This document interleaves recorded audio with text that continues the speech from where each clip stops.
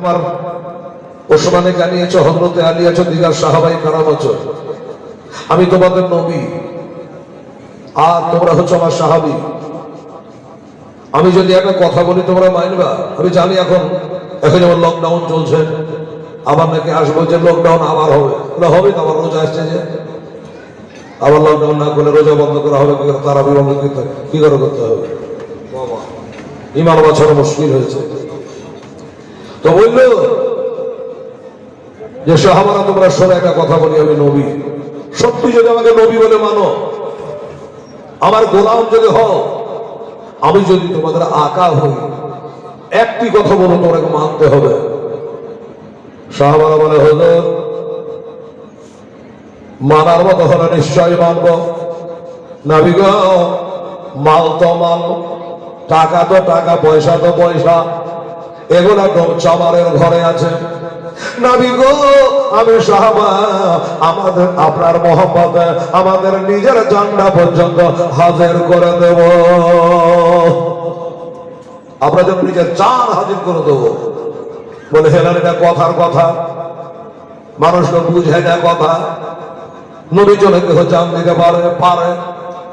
আমার আবু বকর সিদ্দিক সাপের মুখে পা দেয় নাই। কে জানে যে সাপে কামড়ে মানুষ মরে যায়? তাহলে জান দেওয়া হলে কি হলো না বলেন?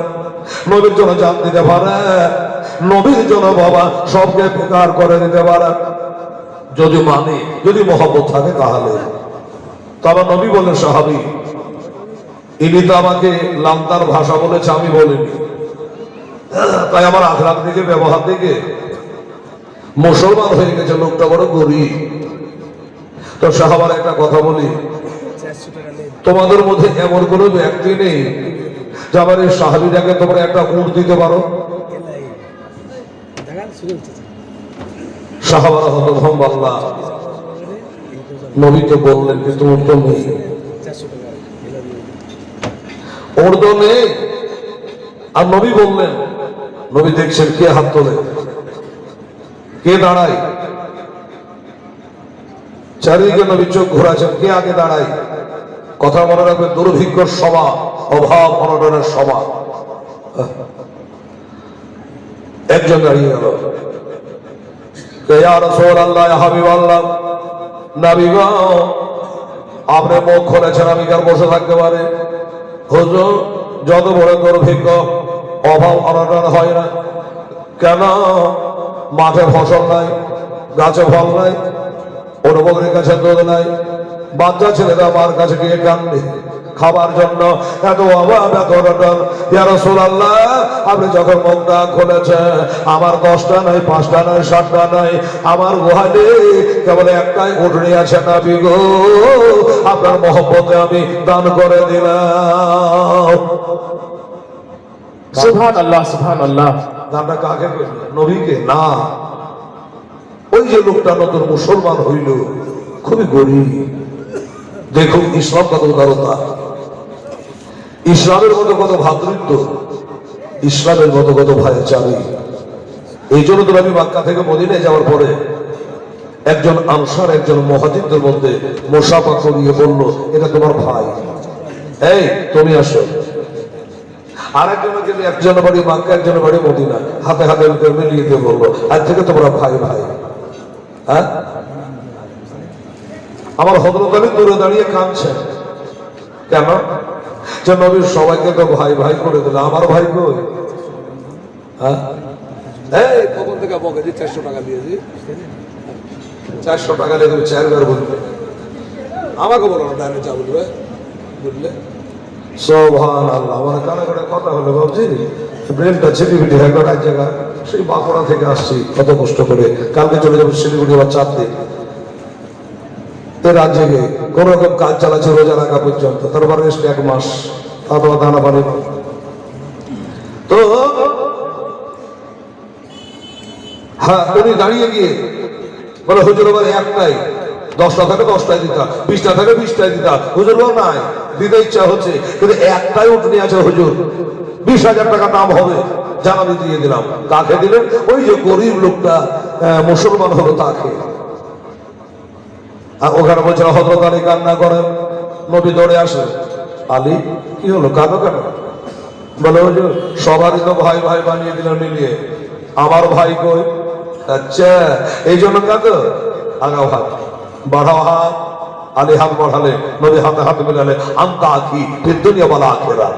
সুবহানাল্লাহ। তার মানে কি, আলী রে কাঁদিও না, তুমি এখানে এবং ওখানে, এই দুনিয়া এবং বড় দুনিয়াতে তুমি আমার ভাই। তুমি খুশি হলে? আলী বলল হুজুর খুশি হয়ে গেলাম, আপনার মতো নবী আমাকে ভাই বলেছে, কি চাকরি ঘাটি ব্যাপার। হ্যাঁ সুবহানাল্লাহ। হ্যাঁ আমি যদি বলি যে ভাই আপনাকে দোস্ত পাইব, আপনি খুশি হবেন না? বাপরে হেলাল বলবি আমাকে দোস্ত পাইব রে, যার সাহেব পাওয়া যায় না, খুশি হবেন না? তো নবীর মতো নবী যদি আলীকে বলে তুমি আমার ভাই, আসলে ভাই তো বটে, চাচার বেটা না, কিন্তু মদিনায় গিয়ে জামাই হয়ে গেল আল্লাহর হুকুমে। তো এইরকমই ওখানে সবাই বসে আছে। আবার নবীজি বললেন কে পারো? সাহাবী দাঁড়িয়ে বলেন নবী গো আমার একটাই উঠে আছে, আমি দিয়ে দিলাম, আমার কি হবে ভাবে না, আমার বিশ্বাস আল্লাহ হলো রুজি দেনেওয়ালা, আল্লাহ ইউদুয়ানা কাশ, আর নবী মুস্তাফা হলো বন্টন করনেওয়ালা। সুবহানাল্লাহ। কাজে আমার কোনো চিন্তা নেই, আমি কি খাবো, আমি কি করব, আমার কোনো চিন্তা নেই ইয়া রাসূলুল্লাহ, যেহেতু আপনি আছেন। সুবহানাল্লাহ। আপনি আছেন, আমার কোনো চিন্তা নেই। কেহ জান্নাত পায়া খুশি, আর কেহ নবীকে পায়া খুশি। নবীর একজন সাহাবী নবীকে হুজুর পানি দিতেন, হঠাৎ করে নবী একদিন বলছে শাল রাবিয়া, এ রাবিয়া বলো তুমি কি চাও? আমরা হলে বলতে 10 লাখ টাকা দিয়ে দেন, হ্যাঁ 5 লাখ টাকা দিয়ে দেন বলতাম। উনি কি বললো? বলে ইয়া রাসূলুল্লাহ হুজুর গো টাকা চাই না, পয়সা চাই না, এ দুনিয়াতে যেমন আপনার গোলামি করলাম, কালকে হাসরে আপনি যে জান্নাতে থাকবে ওইখানে যেন গোলাম জায়গা পায়। সুবহানাল্লাহ সুবহানাল্লাহ। ওদেরকে খুশি হলো। যাই হোক উনি একটা উঠনি পেলেন, বড় খুশি হলেন। তারপরে আবার নবীজি কয় সাহাবারা, আমার একজন সাহাবী আমার কথাটা সায় দিয়া একটা ওটা চলে, সে ওটা দিয়ে দিয়েছে। এবার যে নতুন সাহাবী মাথায় টুপি নাই, মাথায় পাগড়ি নাই, তো তোমাদের মতোই এমন কোন ব্যক্তি আছো আমার নতুন কালমা পড়া সাহাবীটা মাথাটা একটু ঢেকে দিতে পারো? যেমনি বলা 12 হাতের মাথায় পাগড়ি দিয়ে বসে আছেন ওখানকার আল্লাহর ওলি হযরতে আলী রাদিয়াল্লাহু তাআলা আনহু, যার সামনে নবী বলে আনা মাদিনাতুল ইলমে আলিউর বাবাহা, আনা দারুল হিকমাত আলিউর বাবাহা, আমি হলাম ইলমের শহর, আলী হলো তার দরজা, আমি হলাম হিকমাতের ঘর, আলী হলো তার দরজা। নবী বলে মান আহাব্বা আলিয়ান ফাকাদ আহাব্বানি, মান আহাব্বানি ফাকাদ আহাব্বাল্লাহ।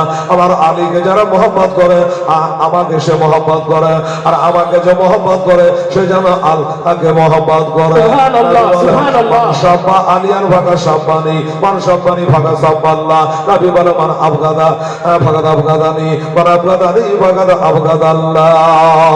আলীর সাথে যারা দুশমনি করে, যারা তারা নবীর সাথে দুশমনি করে, আলীকে যারা খারাপ জানে, যারা সে যেন নবীকে খারাপ জানে, আর নবীকে যে খারাপ জানে সে যেন আল্লাহকে খারাপ জানে।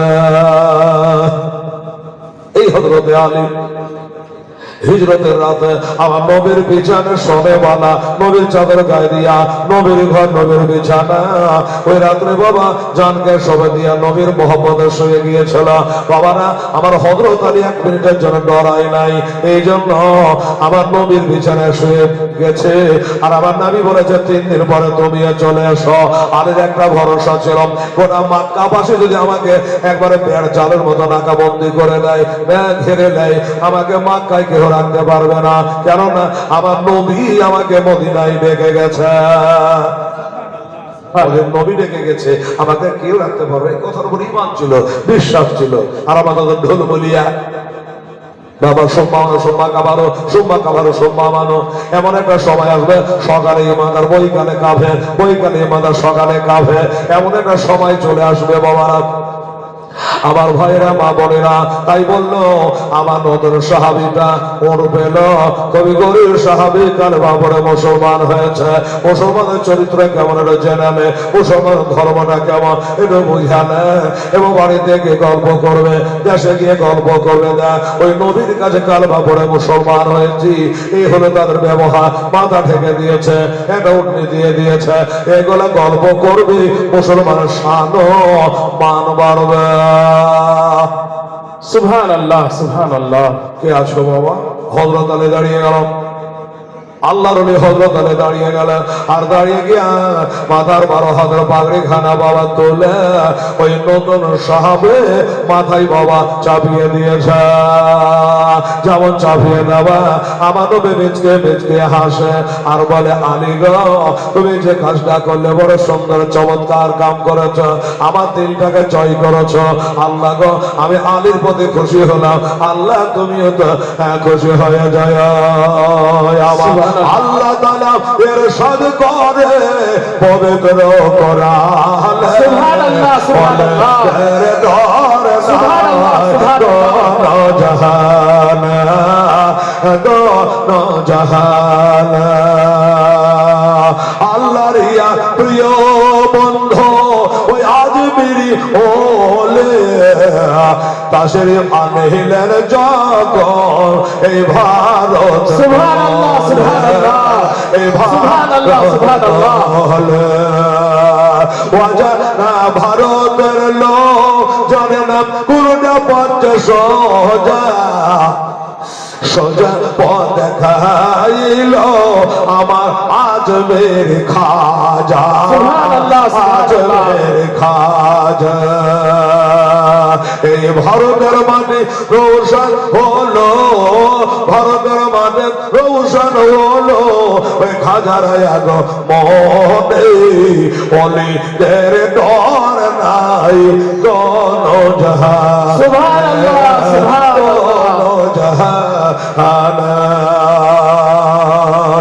অলিদের ডর নাই কথা পাক্কা, কিন্তু বাবা খাজার মতো হইতে পারলে তো 400 টাকা করে দিলে নফল নামাজ পড়তো, তো ফরজ বাদ দিয়ে পড়তো কি? ওরা তো পড়তেনি। সুবহানাল্লাহ। আর খাজার নাম লিবেন আর পুরিয়া করে গাঁজা খাওয়া কাম হইবে।